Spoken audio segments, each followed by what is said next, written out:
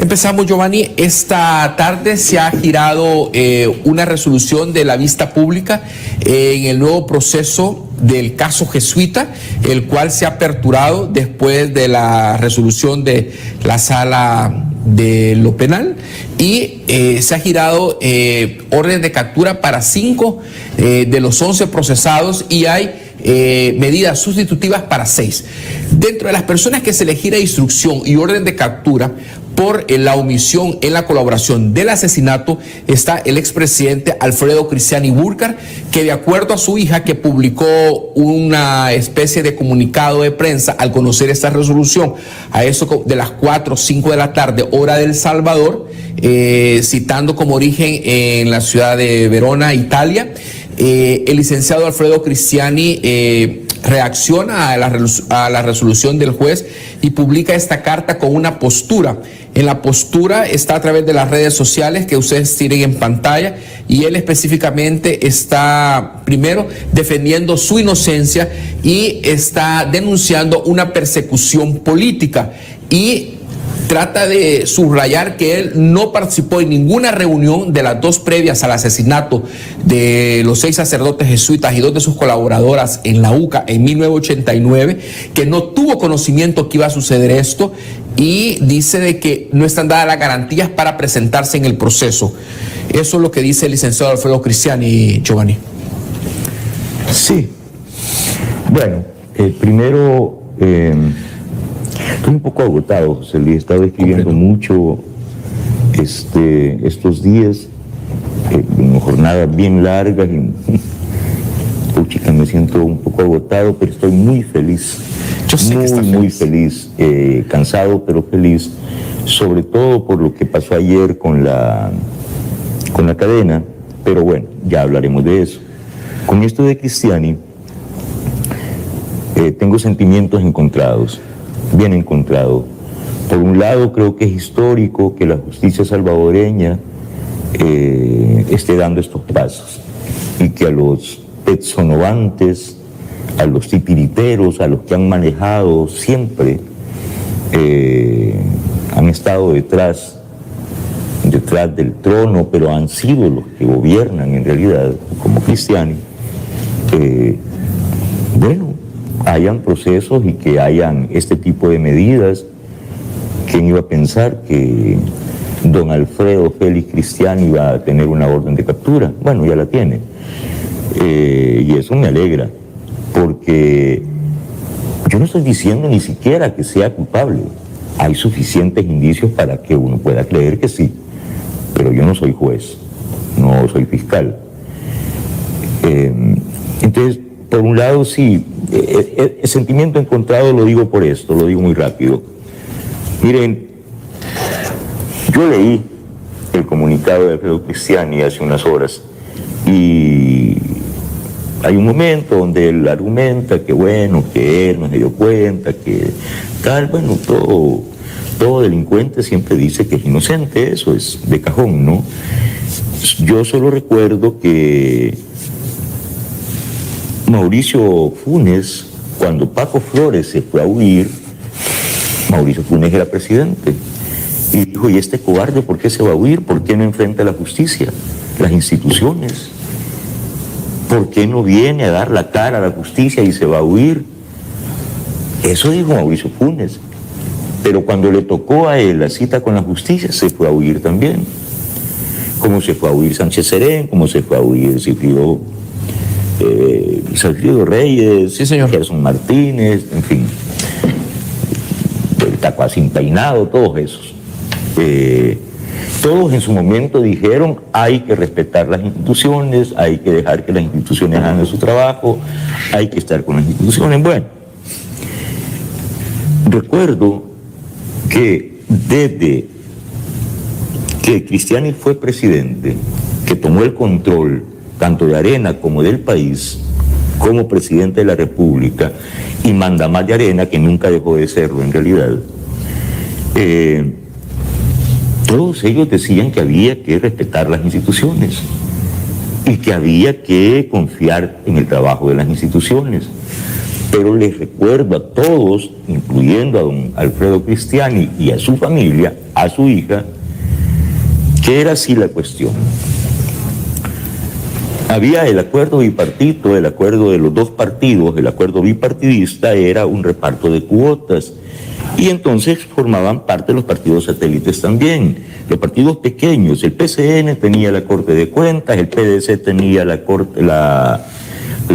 Procuraduría General de la República, el FMLN tenía la Procuraduría de Derechos Humanos, una cuota de magistrados, una cuota en la Corte Suprema en general y alguna otra cosa por ahí. Y Arena tenía la mayoría de la Corte Suprema, la mayoría de la Sala de lo Constitucional, al fiscal, indefectiblemente al fiscal, y nombraban al jefe de policía. Eso era un acuerdo, así funcionaba. Cuando era así, y siguió siendo así con el FMLN, ahí sí funcionaba la justicia. Allí sí las instituciones eran respetables. Cuando el fiscal era, por ejemplo, Raúl Melara, activista del FMLN, con chaleco y todo, pero en esa justicia se había que confiar. Y metieron presos a personas, porque esas eran instituciones respetables, y tan respetables que tenían la venia de la Embajada Americana, del gobierno de los Estados Unidos, de la comunidad internacional, le dieron dinero, cooperación internacional, y ya sabemos la historia.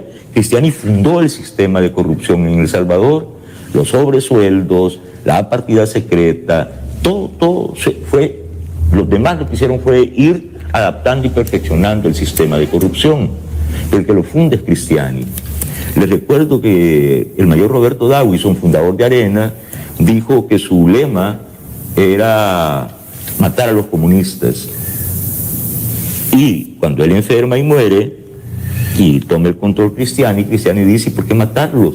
Es más barato comprarlos. No es que no había que matarlos, sino que salía más barato comprarlos. Y monta el sistema de corrupción, él. Y siendo jefe de Estado, sí proclamaba el respeto a las instituciones. Cristiani dejó eventualmente de ser jefe de Estado, pero siempre estuvo en el control de Arena. Ahí tenías pleitos con Calderón Sol, con Paco Flores, pero pleitos de casa. Pero en realidad en control del partido Arena, el referente, la figura, siempre fue Cristiani, el que coordinaba a los grandes financistas de Arena. Ellos ponían al fiscal, ellos ponían a los magistrados de la Corte, ellos ponían a las cabezas de las instituciones más sensibles, al presidente de ANEP, al presidente de FUSADES. Cristiani siempre estuvo al mando de esas instituciones y decía que la institucionalidad era importante y se lo creían, como repito, los Estados Unidos y toda la comunidad internacional, y los hicieron honorables. Después supimos lo que costó la banca, todas las privatizaciones, todo fue bendecido por Cristiani. Al leer el comunicado ahora de él, empieza diciendo, no, yo no sabía que cómo va a ser, si yo soy inocente, yo cómo me voy a dar cuenta de si yo a Ellacuría. Es más, yo supe de primera mano que es verdad esa primera parte del comunicado de Cristiani. Sí, Ellacuría se acercó a Cristiani, tuvieron un primer acuerdo, es verdad. Es más, yo he contado, Ellacuría fue a hablar con la comandancia general y les dijo, Cristiani sí quiere hacer la paz y tiene un plan económico que va a ser exitoso. Cristiani sí hay que apoyarlo. Eso es cierto, es verdad lo que él dice, es verdad. Pero cuando luego empieza a contar todo el cuento, que él no supo, que él no se daba cuenta, que él no le haría jamás eso a Ellacuría, ya no se lo creo. Precisamente porque qué casualidad que las instituciones se respetan mientras yo las controlo, pero ya no son confiables cuando yo ya no las controlo. Hoy ya no son confiables, eran confiables con Raúl Melara, con el papá de Raúl Melara, que era Melara Granillo, con Félix Safi. Félix Carrizafi. Exacto. El otro, ¿cómo se llamaba? El otro. Córdoba Castellanos. Exactamente. Y el otro, el de... Belisario Artigas. Belisario. ahí sí eran confiables las instituciones, cuando las controlaba el pacto bipartidista. Ahora resulta que ya nadie cree en las instituciones y todos son perseguidos políticos. ¿Y por qué no viene a explicar eso? Que explique en la carta aquí. ¿Por qué no? ¿Por qué no? Tiene la misma actitud de Sánchez Serén y de Mauricio Funes. Yo no sé cómo funciona el acuerdo comunitario europeo en detalles como este. Yo creo que él es ciudadano italiano o alemán, porque los búrcaros o suizos, los búrcaros son o alemanes o suizos y los cristianos son italianos. Debe tener por esa categoría que se llama oriundo, debe ser ciudadano o italiano o suizo y por lo tanto derecho de estar ahí. Pero el derecho de la Comunidad Europea es comunitario, es general. No sé cómo funciona. Bueno, dicho esto, ¿por qué es que digo que me da doble, entre triste y alegre, como yo digo, pues como cangrejito playero? ¿Por qué? Porque me estoy cansando un poco de que se anuncie con a 8 columnas y todo el mundo feliz, orden de captura contra el cristiano. ¿Y cuántas órdenes de captura tiene Mauricio Funes? Dígame. 7 ya. 7, sí. Bueno, y el Nuegado tiene orden de captura, y el 3. otro también orden de captura, y se van, y todos se van. Y eso nos hace de perder. Miren cuánto tiempo hemos hablado de esto ya. Ajá, yo diría, como salvadoreño, pues, poco desconfiado, diría, ajá, ¿yo qué gano? Con que le dicten orden de captura y no pasa nada. Nada. El problema no es que le dicten orden de captura hoy, ¿por qué lo dejaron irse? ¿Por qué? Hay que legislar para que no siga pasando que se vayan, que se rían de nosotros. Se ríen de nosotros. Y entonces, el voto nuestro del 3F y del 28F, ¿dónde está? ¿Dónde está? Nuestra autoridad como pueblo. ¿Por qué se van y la hija de Cristiani nos restriega en la cara? Cerramos el círculo, mi padre regresa allá, sí, con un banco en la bolsa y con un montón de millones robados. Riéndose. Y como vino acá el abuelo famoso, con una mano atrás y otra adelante. Y este se va con una banca bajo el brazo y nadie dijo nada durante 30 años. Se va y ahora anunciamos que bueno, que tiene una orden de captura y luego el Interpol va a decir sí, pero es un perseguido político y no pasa nada. Igual que con Mauricio Funes. Entonces, bueno, eso me pone un poco triste. En El Salvador hay una cosa que se llama desarrollo desigual y combinado. En El Salvador avanzamos muy rápido en cosas que tienen que ver directamente, que están bajo el control directo, y donde el presidente Bukele ha él ha decidido ponerse al mando específico de tales operaciones. En eso avanzamos rapidísimo, en un relámpago, y se hacen las cosas. Pero hay cosas en las que nos desconciertan nuestras autoridades, la burocracia, los mandos medios, algunos miembros de gabinete, que por cierto ya van varios que han salido, porque no han estado a la altura. Entonces yo pediría un poco más de sentido común, de estar a la altura de lo que la sociedad, el pueblo ha manifestado reiteradamente. Yo no quiero ver presos a viejitos, no es eso, pero que sí se haga justicia. Entonces que me digan, sí, ya le di una orden de captura, no haberlo dejado escapar. No es cierto que se necesiten grandes cosas. Con los indicios que habían era suficiente para restringir el movimiento. ¿Por qué no se le restringe? ¿Por qué no? Y si no se puede, hay que legislar con urgencia. Disculpen la impaciencia, pero tengo mis razones para manifestar este malestar. Ahora, solo hay un elemento que me queda en el aire, en el sentido que cuando vemos al licenciado Alfredo Cristiani Burcar ante la comisión que investiga los sobresueldos y el esquema que lo amparaba, él reiteradamente invitaba a la comisión de sobresueldos que si tenían algo en contra de él, que en los tribunales podían aclararse. Esa es la hipocresía. Él decía, entonces vayan a los tribunales, cuando se va a los tribunales se va. ¿Y por qué no fue a responder por eso a los tribunales? ¿Y por qué se fue Parker? Y reiteraba el licenciado Alfredo Cristiani lo lícito y lo ilícito. Pero luego, lo más reciente, señor Galeas, es que vemos a James Elizabeth Mays, que le hace solicitudes en privado al licenciado, al señor presidente Nayib Bukele, que no toque a Cristiani. Es que ese es el otro punto, por eso dije yo, el gobierno de Estados Unidos, bueno, la embajada del gobierno de los Estados Unidos y la comunidad europea, o la comunidad internacional, o ese sector de la comunidad internacional, a todos ellos los declaró, bueno, no nos pidieron que dejáramos a Raúl Melara de fiscal, y me pidieron, están exigiendo que se le reponga otra vez, y a los prevaricadores de la Sala de lo Constitucional, que regresemos a la situación antes del 1 de mayo. Es una desfachatez. Entonces, Cristiani, ¿en qué se parece a Mauricio Funes, al Nuegado a Sánchez Serén? Sí, señor. En eso, en que se da la fuga y se declara perseguido político, como Violeta Mengíbar, como todos ellos que son, no son políticos, no son presos políticos, sino políticos presos por corruptos.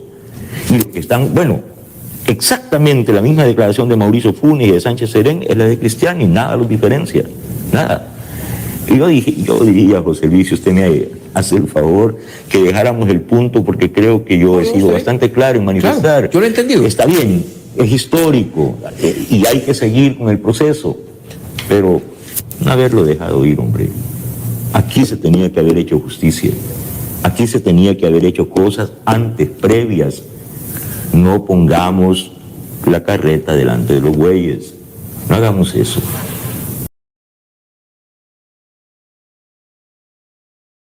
Está nuestro invitado, pues, oficial del programa, que es el señor Giovanni Galeas, y analizamos quizás lo más relevante de la semana, cómo han sido estas medidas presidenciales, 11 en total, que fueron anunciadas oficialmente anoche y han generado una gran expectativa, pero sobre todo alivio al bolsillo de la familia salvadoreña. Señor Galeas, a lo largo de lo que son estos 3 años que se van a cumplir el 1 de junio, usted ha dicho que no deja de dar buenas noticias el presidente y cada vez lo sorprende con una noticia mejor, sí. Y eso le genera satisfacción. Por eso decía esta noche que usted está feliz, está contento. Sí. ¿Cómo recibe usted estas 11 medidas y la proyección que hace el presidente con un análisis geopolítico del impacto que tiene la guerra para las potencias mundiales y cómo un país en desarrollo como El Salvador se prepara y nos ponemos del lado de la gente?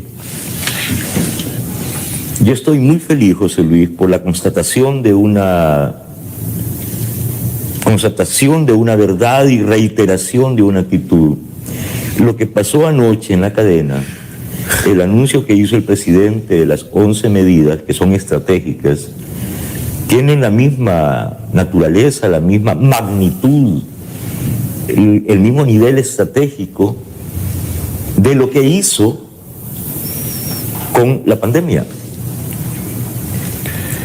O sea, aquí está la constatación clara de cómo funciona el estilo, la cabeza, la mente del presidente Nayib Bukele.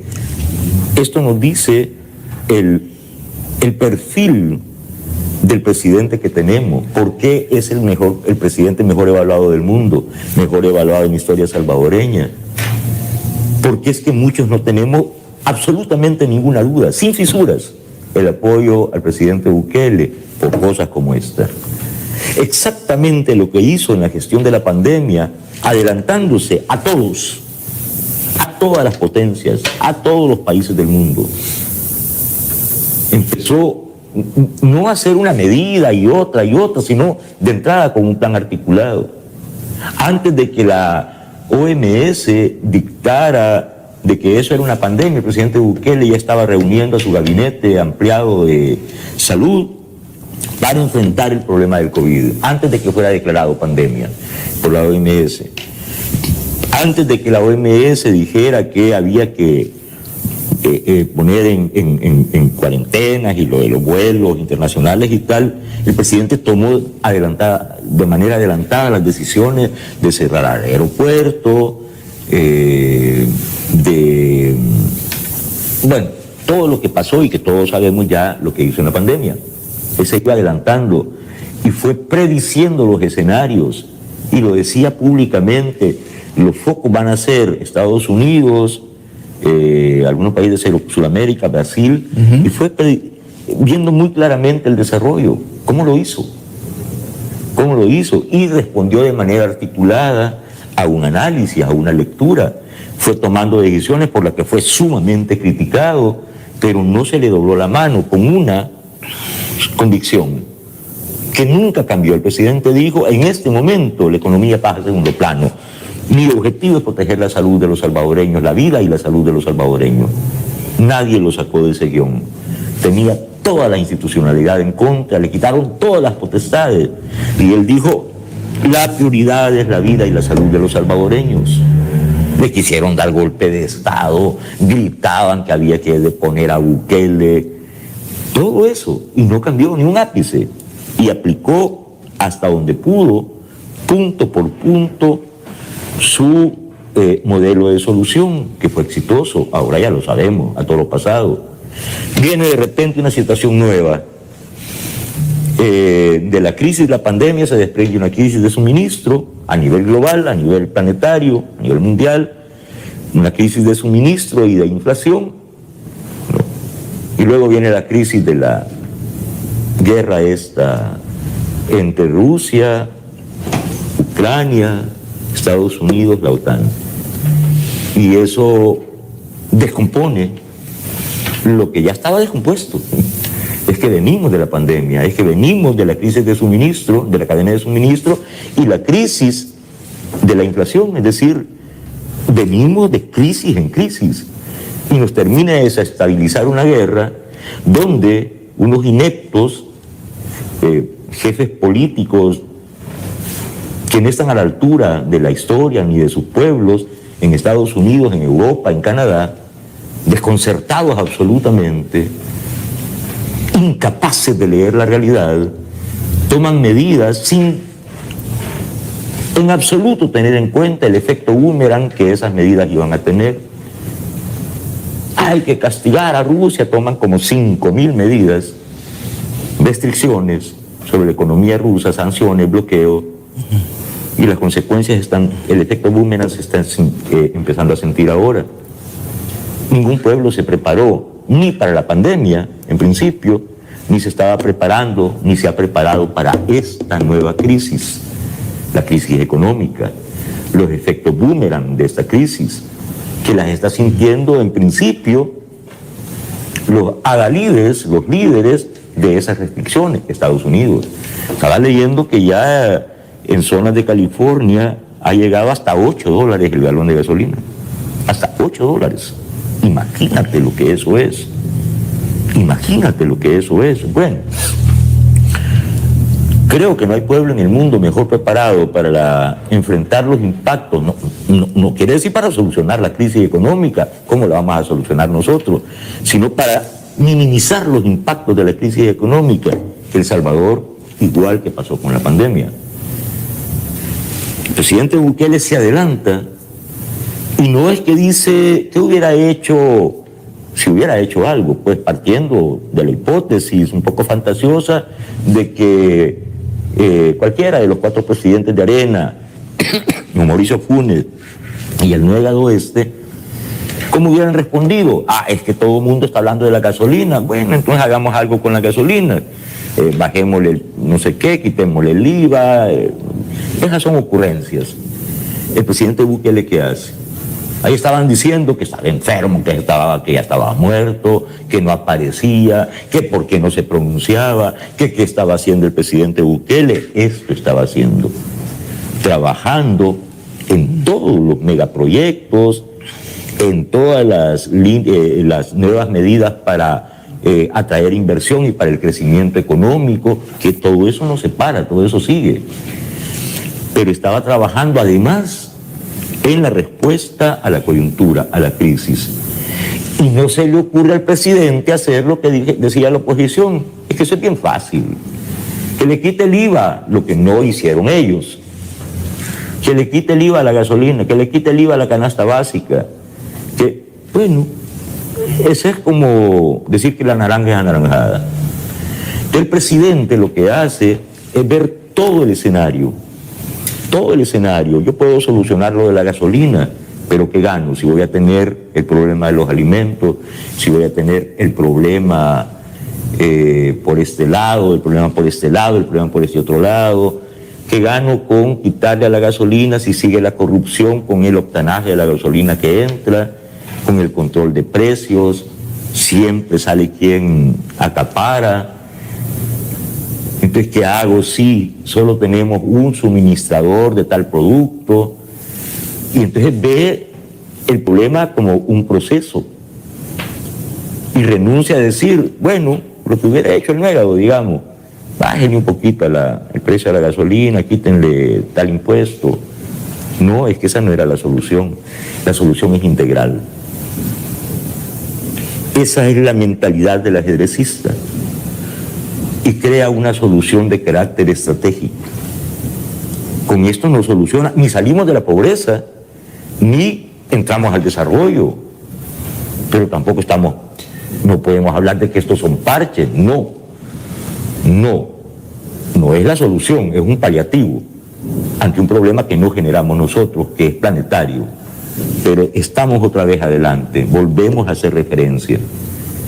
Ningún país en el mundo, creo, está más preparado en este momento que El Salvador para enfrentar los impactos de la crisis que sigue, que continúa, porque en el poder están unos políticos que no están a la altura de la historia, no son Churchill, y están cometiendo despropósitos, están disparándose en el pie en Europa, en Canadá y en Estados Unidos. Y el presidente dice, bueno, ante tanta irresponsabilidad, al menos nosotros tenemos que ser responsables.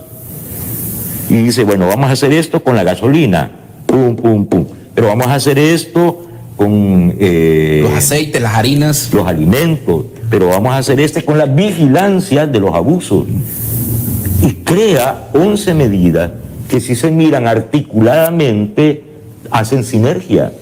Todas tienen que ver una con la otra, y además hacen correspondencia con los megaproyectos, con las 52 medidas para atraer inversión, que ya se presentan 10, y de emergencia estas 10 medidas, aparte de cositas pequeñas que uno, porque yo, por ejemplo, por una desviación mía, me fascinan los megaproyectos y dejo de focalizar a veces la importancia que tienen pequeñas cosas, que el proceso de vacunación sigue ordenado, y la atención a lo que queda de la pandemia, sí.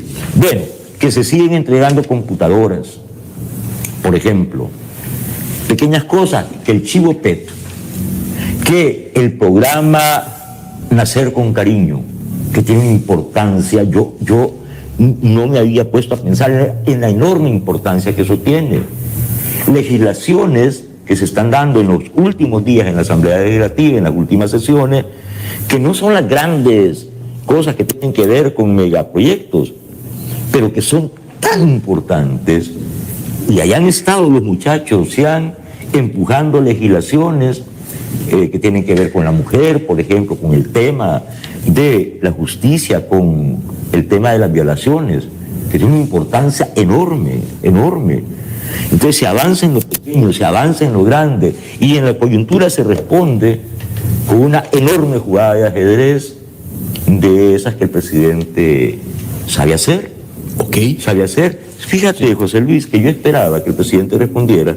Tengo unos amigos empresarios que me decían, Giovanni, aquí puede haber hasta una implosión, un levantamiento social, si el presidente Bukele no soluciona, porque la gasolina va a llegar a tal precio y el presidente está callado, no dice nada, la gente está desesperada, y cuando llegue a tal precio, y me estaban creando como un clima de zozobra, ¿no? Y yo me acuerdo que les dije a unos amigos, justamente empresarios, les dije, miren, el presidente Bukele va a salir con una solución que no tiene que ver solo con la gasolina, es lo más seguro, sino que va a ser holístico, va a ser integral. Y para hacer este tipo de cosas vale la pena esperar, no correr, no salir a la carrera. Insisto, y con esto cierro, José Luis, cuando el presidente Bukele se pone a la cabeza directamente, en el puesto de mando directo de un proyecto, de una tarea, de un desafío, la cosa camina. Y voy a decir algo bien importante. Perdonen, José Luis. No, adelante, no, está bien. Pero es que yo considero que esto es muy importante. Ayer el presidente, en el mismo momento en que estaba haciendo, el presidente formuló y anunció el plan estratégico para enfrentar la crisis económica creada por esta situación coyuntural que nos generamos nosotros. Y en medio de todo eso, yo fascinado oyendo toda la articulación del plan, la correspondencia de una medida con la otra, y de repente desliza con una enorme elegancia una denuncia muy grave. Casi nadie lo notó por la manera sutil en que el presidente lo hizo, y yo voy a llamar la atención sobre eso. El presidente dijo, claro, para que esto funcione tienen que ayudarnos los amigos la burocracia, porque la burocracia camina 100 veces más lento que lo que debería caminar. 100 veces más lento, y el presidente no habla por hablar. Así lo dijo. Tenemos una burocracia que camina 100 veces más lento de lo que necesitaríamos que camine. El presidente ya formuló el plan, ya lo anunció, ha cumplido en eso.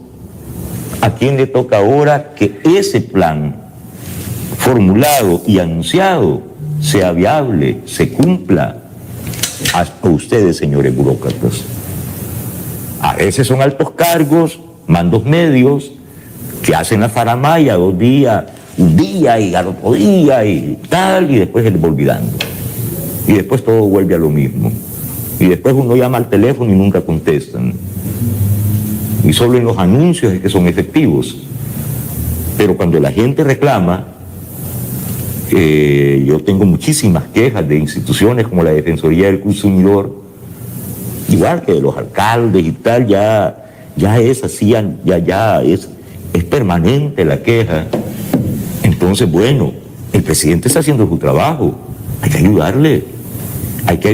Yo ahora subí un tuit donde decía, a los burócratas les decía eso, ahora les toca a ustedes. Vamos a leer este tuit, ahí lo tenemos en pantalla, dice, y después de la cadena de anoche, ¿alguien aún duda de la excepcionalidad, capacidad estratégica de Nayib y de su amor por el pueblo?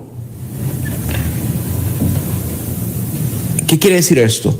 ¿Está proyectándose usted, señor Galeas, al 2024 o es la estirpe que tiene el presidente de anticiparse y tener una lectura global? Porque ayer nos hacía una especie de gobernanza política con el gabinete sesionando y les ponía en perspectiva lo que habían dicho los periódicos antes del COVID, lo que estaban diciendo ahora, antes de la guerra entre Rusia y la OTAN o Ucrania, y veíamos cómo daba algunos pasos erráticos Estados Unidos con Arabia Saudita, después con Caracas, y de pronto el presidente tiene bien cuadriculado hacia dónde va el país y cómo vamos a llegar a ese punto. ¿Por qué quiero citar esto? Porque la oposición ha reaccionado y la oposición tiene otra lectura. Dice Arena, nos ha copiado todas las ideas, Casa Presidencial nos está haciendo caso, dice Alianza Republicana Nacionalista, y después reacciona el FMLN y comienza a decir de que se ha tardado mucho el presidente en estas medidas, siendo el primer gobernante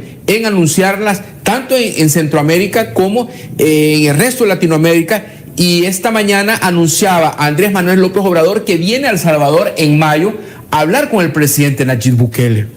Bueno, lo que la oposición diga o deje de decir es irrelevante. Eso no me interesa. Pero se pueden robar ellos las ideas porque están diciendo que el presidente les ha copiado. Sí, bueno, no me interesa lo que digan esos señores irrelevantes. No tiene sentido lo que digan ese tipo de cosas. Porque hablo de excepcional capacidad estratégica de Nayib, porque crea un plan integral de respuesta a un problema muy grave, planetario. Y al igual que en la pandemia, que expliqué en la primera parte, opera de la misma manera, tiene la misma naturaleza y magnitud esta jugada de ajedrez que acaba de ser, de adelantarse. No. Y nosotros vamos a ser, en la medida de lo posible, los menos golpeados, porque nos hemos preparado, porque el presidente elaboró un plan que nos protege al menos minimiza los impactos de la crisis, que va a ser grave y nos va a golpear a todos. Pero nosotros estamos más preparados que prácticamente todos los pueblos para enfrentar esta situación con el menor daño posible. Vamos a sufrir raspones, vamos a sufrir algo, sí, estamos en el mundo, no estamos fuera. Pero gracias al presidente, con un plan, eso se debe a su excepcional capacidad estratégica. Pero si ustedes ven el plan, lo minucioso como él explica, así como la pandemia dijo, no hay nada más importante que la vida y la salud de los salvadoreños. No me den ahorita con economía. Vamos a proteger la vida y la salud de los salvadoreños. Y los hospitales, la medicina, el Hospital El Salvador, bueno, cuánto esfuerzo nos hizo el presidente, adelantarse, las cuarentenas y tal, estar todo el día, toda la noche al pie del cañón, manejando, administrando la pandemia. Lo mismo ahora. Entonces, cuando digo amor al pueblo, me refiero al detalle con que el presidente protege el bolsillo y habla de las pupusas, de la coliflor, del repollo, de la papa, y que bajarle el precio a esto, quitarle los aranceles a esto, y con eso vamos a tener, y va encadenando todo el discurso, porque ahora lo principal es proteger el bolsillo de los salvadoreños. Hoy sí lo importante es la economía de los salvadoreños, de la mayoría, de los más pobres. Todo eso que explicó del gas, en la sectorialización, las dos categorías esas, de los subsidios. De los subsidios al gas. Todo eso es un sentido compasivo y un nivel de solidaridad y amor para el pueblo salvadoreño que yo lo veo excepcional, aparte de la capacidad estratégica. Pero a ese tuit yo agregué uno donde advertía sobre que el presidente ya hizo esto y va a seguir trabajando, pero es que él tiene que atender los megaproyectos, la inversión no se va a detener en esto. Ahora le toca a los burócratas, a los mandos intermedios. Entonces el presidente dijo, hay que desplegar los equipos que vayan a evitar los abusos, a comprobar que todo esté bien en las aduanas, en los embarques de gasolina y tal. Bueno, que no lo hagan solo 2 días y se tomen la foto. Yo tengo muchas quejas de cómo funcionan y les doy una prueba. No se mira mucho, pero miremoslo en perspectiva. ¿Cuántos ministros han salido de su cargo en la administración del presidente Bukele? Son 13. Ahora, está la que era ministra de Educación, Carla Ananía de Varela. Sí. Está el primer ministro de Agricultura, Pablo Anliker, y el segundo ministro, que era un veterinario, David. No, ¿y la de Salud? La ministra de Salud, entonces son 4. Ah, ¿y el ministro de Seguridad? Son 5. Ah, ya ve, José Luis. Se le habían olvidado. Okay. ¿Por qué? Porque el presidente no es dramático. Pero eran 5 ministros. Tienes razón. Entonces cuando yo digo... Iba a cumplir 3 años. Cuando yo digo no han estado todos a la altura de las exigencias de lo que el país necesita y lo que el plan del presidente necesita, yo no estoy bromeando, son 5 ministros. Y bueno, yo les diría a los demás que pongan sus barbas en remojo. Hablamos sobre la gobernanza, como la reacción del presidente Nayib Bukele ante esta crisis mundial, ante los efectos de la inflación. Estados Unidos, antes de la guerra entre Rusia y Ucrania, tenía 7.9 la inflación. Se espera que pueda incrementarse un punto más, lo cual ya es bastante alto. Señor Galea, usted estaba hablando sobre la efectividad de los controles que pueden haber, tanto en el gas licuado, con los 2 tipos de subsidio que hay, en la gasolina, está hablando de la calidad y el volumen que se sirve en las estaciones que hay en nuestro país. Pero lo que el presidente sorprende a la población es que retoma las quejas que han sido históricas del tipo de gasolina que estamos consumiendo acá, si es el octanaje de acuerdo a lo esperado, y también sobre la disponibilidad que existe por parte de los proveedores que nos manden un buen producto, y ha dicho que se van a adquirir... Y en la cantidad que se paga. En la cantidad que se paga. Exacto. Los volúmenes que dicen las estaciones de servicio que hay en nuestro país.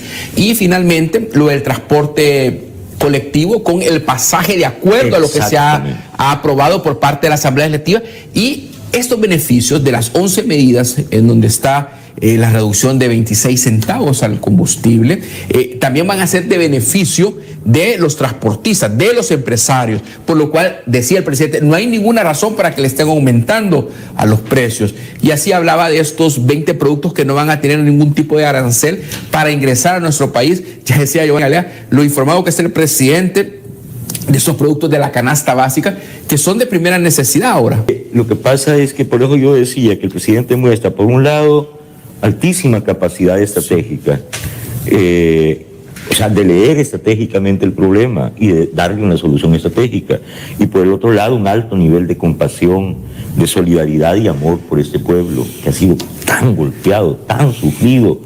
Es como maneja el detalle y se preocupa por la manera en que cuenta, por ejemplo, el presidente, y expone el tema de los pasajes.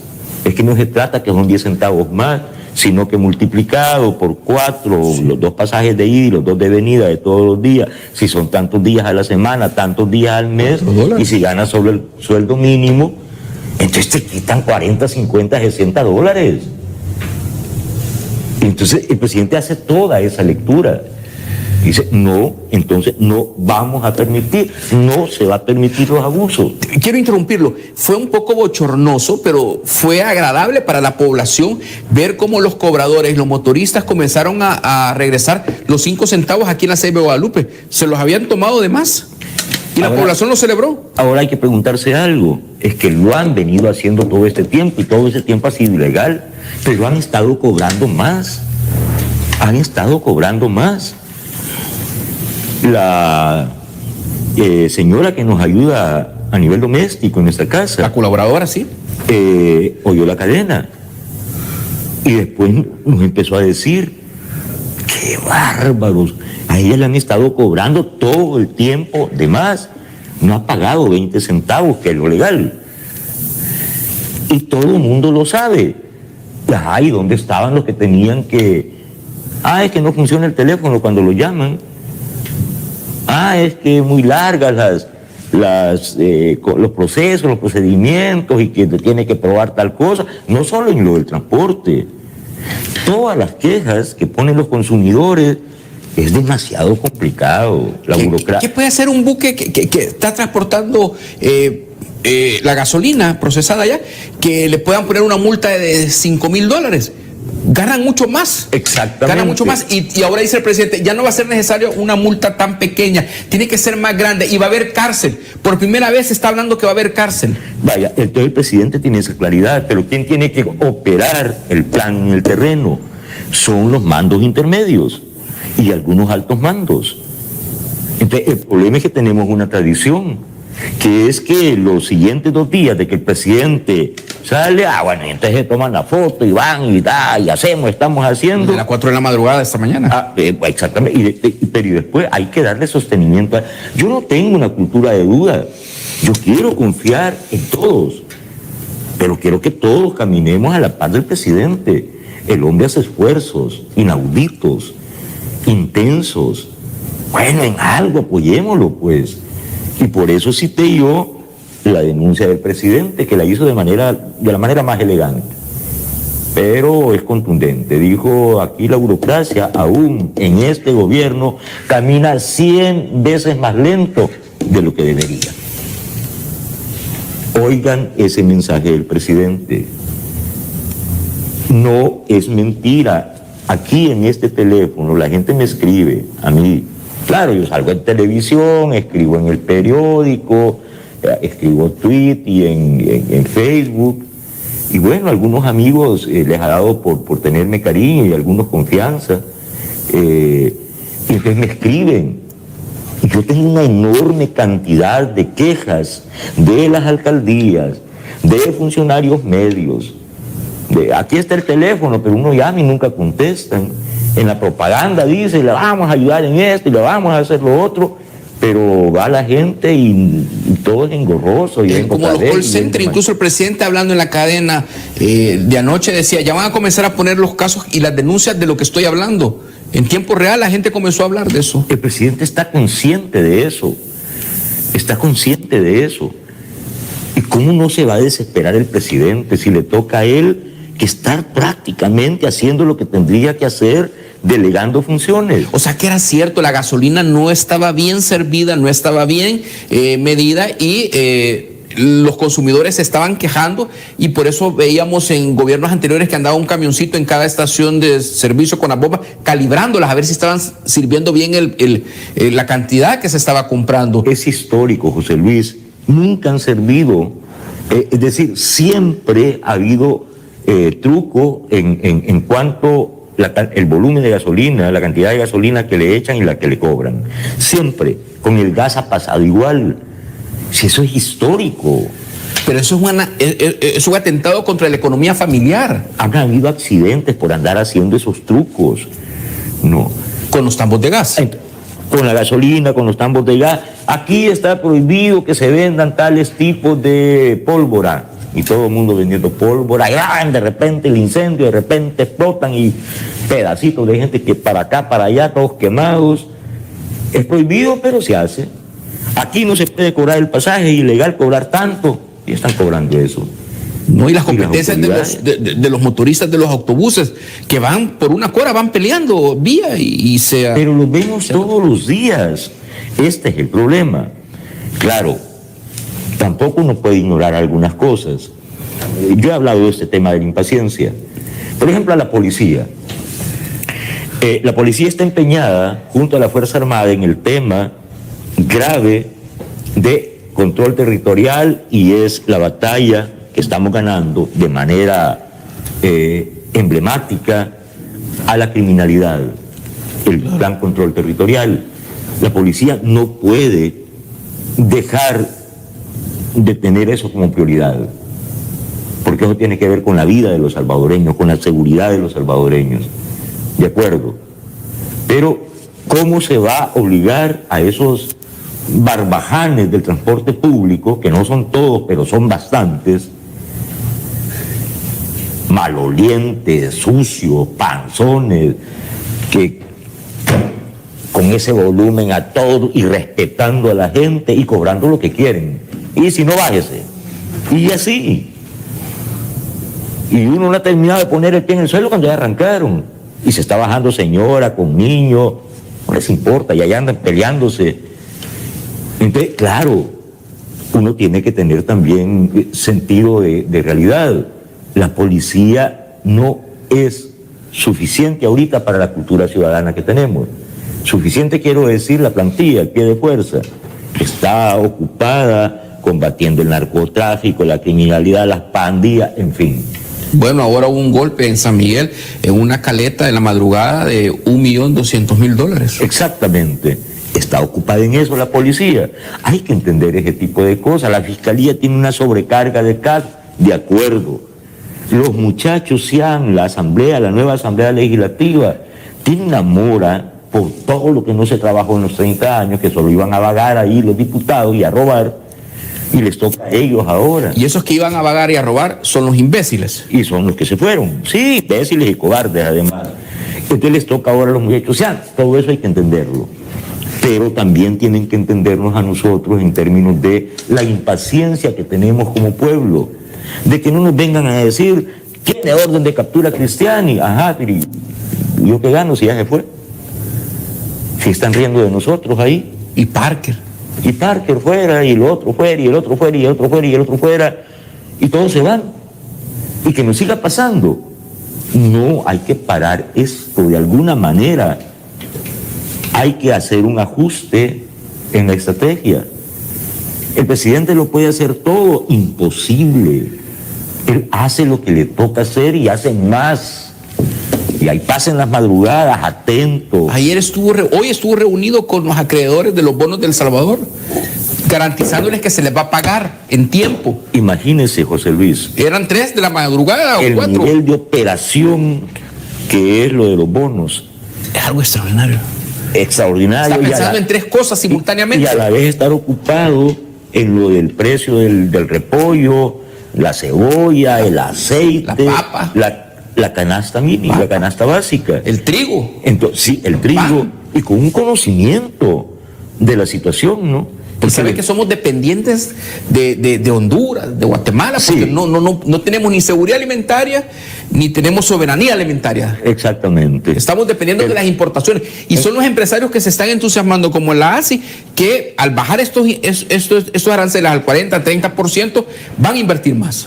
Sí. El presidente nos está haciendo caso porque ya habló de lo de la gasolina. Imbécil. ¿Y cómo nos va a hablar de la gasolina? Ese es el problema. ¿Y qué anda haciendo Biden tocándole la puerta a Maduro? Eso, bueno, Ahora Arabia Saudita, que ni le toman el teléfono. ni le toman el teléfono. Ahora hubo una nueva encuesta. Eso es irrelevante. Sí, Biden tiene un 34% de aprobación y Kamala Harris tiene el 11%. No tienen respaldo. ¿Y cuánto tiene el presidente del Salvador 85. según la última encuesta? De Sid Gallo, 85% entre 11 mandatarios de Latinoamérica. Sí, pero al que le va de segundo le lleva como 20 puntos. Es correcto. Creo que es el de Dominicana. Dominicana, Abinader, sí. 20 puntos. De acuerdo. Y el tercero está como 40 puntos abajo.